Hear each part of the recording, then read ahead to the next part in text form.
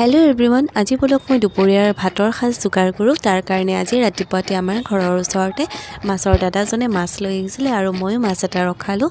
মাছটো দাদাজনে ধুনীয়াকৈ কাটি বাছি দিলে আৰু মই মাছটো ধুনীয়াকৈ ধুই ল'লোঁ। আজি বনাম পালেং শাক আৰু জিলমিল শাকৰ লগত জিলমিল শাকৰ ভাজি আৰু পালেং শাকৰ লগত মই মাছৰ জোল বনাম। বলক ভিডিঅ'টো তেতিয়াহ'লে ষ্টাৰ্ট কৰোঁ। মাছখিনি ধুনীয়াকৈ ধুই নিমখ হালধি সানি ফ্ৰাই কৰি ল'লোঁ। মাছ মই 5 পিছে ফ্ৰাই কৰিছোঁ। আমাৰ যিহেতু মানুহ 4টাহে, তাৰ কাৰণে মাছকেইটা ধুনীয়াকৈ ফ্ৰাই কৰি ল'লোঁ আৰু লগতে পেটু আহিছিলে।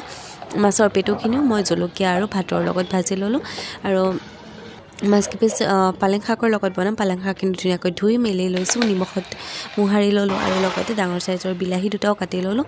মাছৰ ৰৈ যোৱাৰ তেলতে ধুনীয়াকৈ ভাজি ল'লোঁ। সিজি যোৱাৰ পাছত পানী দি উতল অহাৰ পাছত মাছখিনি দি দিলোঁ আৰু এতিয়া মই জিলমিল শাকৰ ভাজিখিনিও বিলাহী দুটাৰ লগত ভাজি ল'লোঁ। লগতে মাছৰ পেটু ভাজি, জিলমিল শাকৰ ভাজি আৰু পালেং শাক, কিমান ধুনীয়া কম্বিনেশ্যন ন।